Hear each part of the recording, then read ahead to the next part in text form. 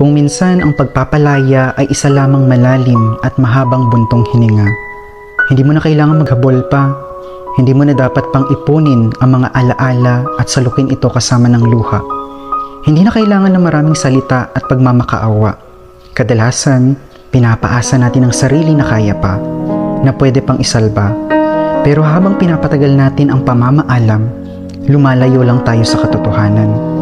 Nagiging malabo ang pag-asang may darating pa, pumapanaw ang pangakong pwede ka ulit magsimula.